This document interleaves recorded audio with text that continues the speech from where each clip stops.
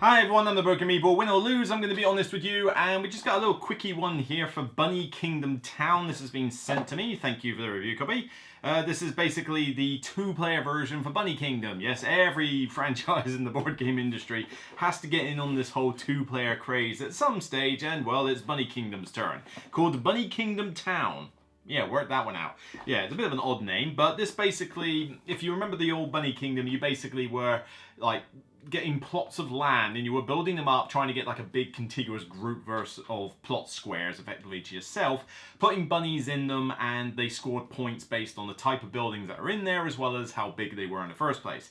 You also drafted cards around that gave you some one-off abilities, scoring opportunities and such, and by the end of 3 rounds, whoever had the most points from having all of these different places on the board won. Now, Bunny Kingdom's main problem was that the point inflation was off the scale. You ended up counting 400 points by the time you got to the end. The board, before they made the bigger version, was not big enough to be able to easily see what was going on the board. You really had to focus in minutely, and it really got annoying. And it just got very fiddly and just problematic to unwieldy by the time you got to round 3. And so Bunny Kingdom was fine, but the best part of it was pretty much the drafting phase, and once you were done with that, there wasn't much left. So curious to see if condensing it down to a 2-player 30-minute game is the way to go, but are they also just repeating the same mistakes as they did before? Well, let's find out. Ooh, short answer yes with an if, long answer no with a but. Bunny Kingdom is played over 4 rounds, and each round, each person will take it in turns to choose a building plot from the board, and 5 of them will get revealed each round, and the round basically ends when all 5 have been picked off the board. But then once you have taken a tile, you have a choice of 1 or 2 things. You can upgrade, which basically involves spending a wood resource that you get from digging in forests, that on these little special abilities or one-off bonuses that you can grab. But for the most part, you will be deciding to build. Now, building doesn't have a resource cost per se. It costs money, but the money isn't based on the type of building you have. The money is based on these plot cards. There'll be several of them out, and they basically correspond to the different segments of the board. D1, C3, E1s, B1, B5, that kind of thing. And these will be in a row, and they get progressively more expensive the further up the row they are. So you can go for the cheap option, or you can spend a bit of money and get the slightly more expensive option. The plots are, for the most part, pretty much the same, but you'll be picking specific ones. Because firstly, if you build anywhere in a forest, you'll get wood, which, as I say, is very useful for these upgrade tiles. But certain plots can only be built on by certain tiles. So, for example, if you have a kind of like a harbor type tile that you got to build, it can only go on one of the ones that is by the river. So you've got that restriction. But the other thing is that once you have built a tile like this, one of your little bunnies goes on it, and then you score for the entire grouping of buildings that belong to you. And essentially the influence that you gain is the number of stars that are present in the building plot. So all these ones here that give you a gold star will contribute to that, multiplied by the number of different types of buildings that exist within the group. So if you've got 4 different buildings, and between them all you've got 5 stars, on all the buildings, then 4 times 5, you've got 20 points. And basically this is how it will work. So you can understand that building into big groups that you already have is going to be far more lucrative than building 1 plot here, 1 plot here, 1 plot here. And this rinse repeats over the 4 rounds, and you see who's got the most points by the end. But the other aspect is that at the start of a round, not only will you reveal more tiles and get a little bit of extra cash, you also draw 2 cards from this deck, pick one and decide which one you want. These are all endgame scoring opportunities based on all sorts of different things to do with the game, like 15 points if your neighborhood is bigger than your opponent's biggest. Let's see, 15 points if you've got a neighborhood that touches both sides of the board. 4 and carrots to the VP. So 4 carrots for each water card in your reserve. 4 carrots for each neighborhood you control. 6 carrots for each neighborhood with only 1 building you have. There's a few, a lot of different unique ones here. And basically you will end up with 4 of these by the end of the game, and they give you something else to score for other than just the buildings. But that's kind of all there is to say, really. That's easy! So it is well produced. You can buy this for less than £20, and you've got some pretty thick tiles, you've got thick upgrade tiles, you've got nice colourful artwork. The board is a lot easier to visualise. You're only looking at a 5x5 grid, so even when you've got it fully built up by the end, it's not difficult to see who's got what, especially when you've got, you know, bigger bunnies this time round. There's even white bunnies in the mix, where those white bunnies correspond to the plots that are available. So when you've got 5 of these laid out, you can mark them with the white bunnies so that you can see which ones are up for grabs, you know, which is quite a neat little thing. You've also got reference aids to help you with all the iconography, all the different icons that you can find. I mean, most of the iconography is pretty self-explanatory, but it's nice to have it.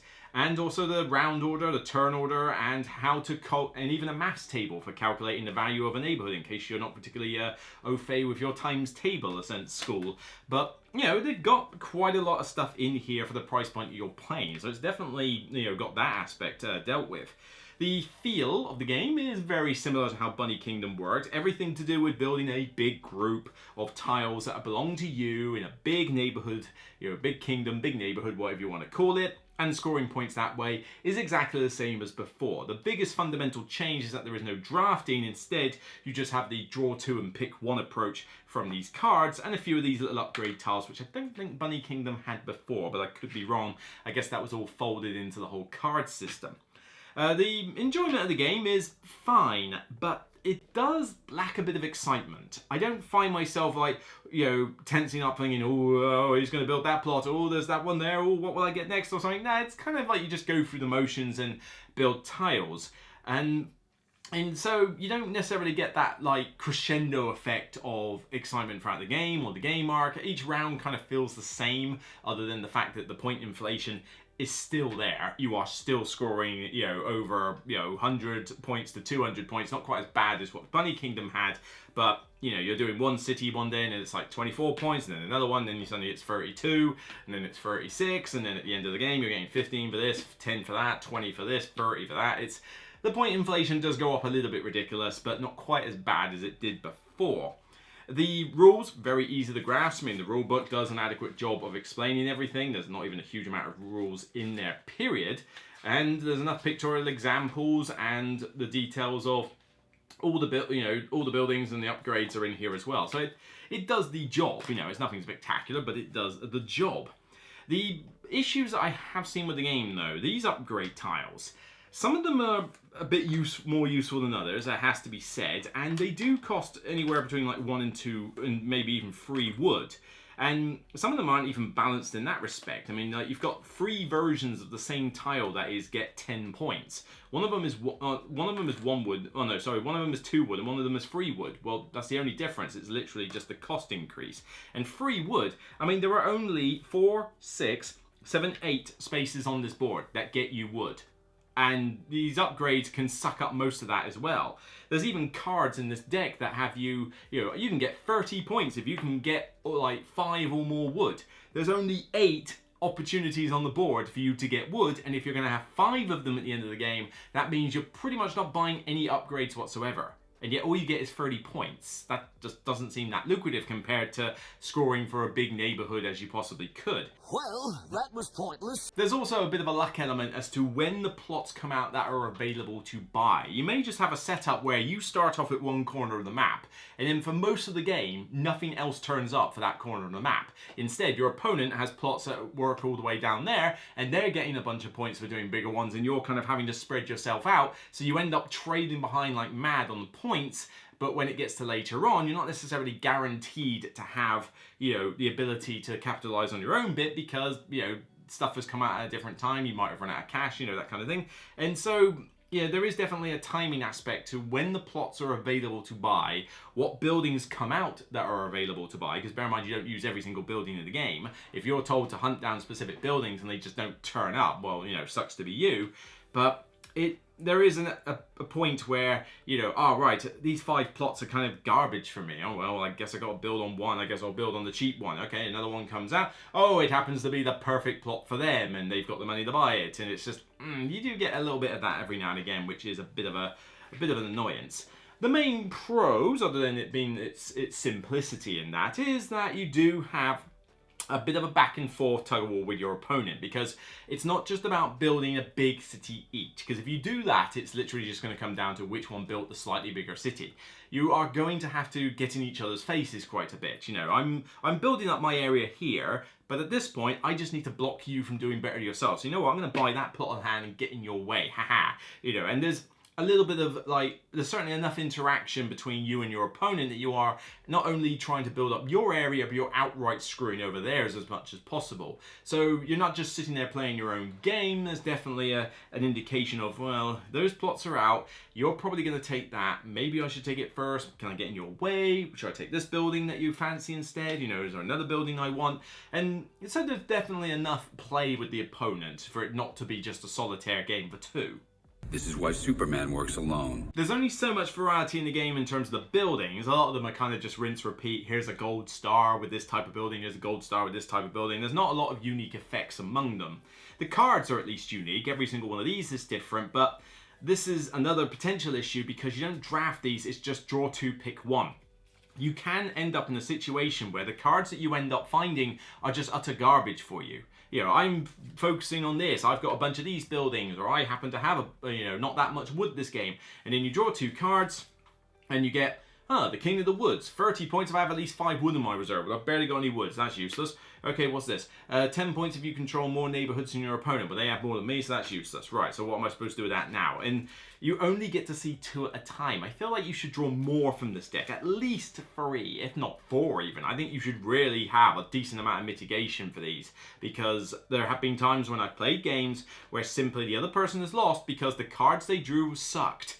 You know, the first game I played of this, the opponent should have beaten me. He did better than me in terms of the building on the map, but I beat him because my endgame points with these cards were miles better than his. But it wasn't necessarily because he didn't play to his cards, it's the fact that when he was drawing them, he just never found anything useful. And even when I was drawing them, it's like, oh yeah, these 2 or 3 that I got a 5th extra one as a bonus, but you know, 2 or 3 of mine I didn't really score for, it's just I did really well on these other 3, but you know, you end up with this situation where you just can draw absolute rubbish. And some of them do seem a lot better than others. You know, ones that are for each building you control of a type is going to be very dependent on what buildings are even in the game, let alone when they come out. But then there are some here that can score you, 15 points if you control a neighborhood that touches both sides of the board. That's not too difficult to do, but it's, it's one that scores you quite a bit. 15 points for that, whereas, the home bunny, 3 points for each of a particular type of building. Well, I need to get 5 of those buildings, of which 5 of them might not even be in the game, to compete with the other one. So there's, not the greatest balance with all these, but it's not so much the balance, it's just the fact that what you draw can have an impact on your ability to win the game, and sometimes it is just bad luck that you draw rubbish. I think it was better when you had the drafting phase from normal Budding Kingdom. Now, obviously in a 2-player game, you can only do that to some extent, but I don't know, I feel like you just need to mitigate it a little bit more than just draw 2 and pick 1. You certainly need to draw more and pick 1, I think, in order to balance things out. Read them and weep, and then tell me what they are. So Bunny Kingdom is a fine game, but there's nothing special. It does what it says on the tin, really. It's 30 minutes, 2 players, suitable for families, so it does the job. But, the card balance is a little bit of an issue with the luck factor thrown in. The upgrade tiles being very varied as to whether they're worth grabbing or not. The luck of the draw with the crop tiles can have an impact on this as well. Point inflation. There's just a lot of little niggles here that stop it being, a particularly great game. But all in all, when you're playing it, it's fine, but I don't know, there's just not a lot of excitement. The buildings all feel kind of the same. Putting a building next to something and scoring a bunch of points, it doesn't feel as exciting as other 2 players that have come out. I mean, there are lots of 2-player games, particularly a few with area control. I've got Great Plains right there, from Lookout Games. I actually think that's better in terms of an area control game than this is. But then there are other great 2-player only games out there. We've got Seven Wonders Duel, there's Sobek, the Great Plains as I mentioned. There's plenty more that are, Splendor Duel. There's a lot of really good 2-player only games that have come out that have basically taken what the franchise they had and then put it into a 2-player format. This one does the job, it's just nothing particularly exciting. It's just, okay, that was fine, I've played it, and then I just don't feel like playing it that much again, you know, not compared to a lot of these other ones that come out. You know, it's a fine game, it's just nothing special, and to me that's a little bit whatever. So for this one, I think I'm giving it I mean, it's easy, it's suitable for families, it's colourful and that. I think overall though, I would probably give it a 6 out of 10 max. It's an above average game, it does the job, and it will be suitable for, you know, young families, and it will keep to the time frame, and it's certainly a lot more easier to play than the bigger Bunny Kingdom. Like, frankly, even though the Bunny Kingdom has got the drafting phase and that, for how unwieldy that gets, I would pull this out in a heartbeat if you asked me to play one of the other. But still, it's just lacking that excitement, it's lacking that standout factor to, you know, stand out with all the other 2-player only games out there. And so what you end up with is a fine game, just not a special game. Yes! So that's it for me on this episode of The Broken Meeple. If you like what you see, then please thumb it up on YouTube and thumb it up on Board Game Geek when it goes live on the page. Check out the rest of my content. I've been doing some pretty big games lately, Revenant and World Order, so by all means check out those if you want to hear something a little bit more meaty than this one. By all means, check out the Patreon as well if you want to help keep this channel running. A lot of these games are not review copies, although thank you, Yellow, for sending me this one.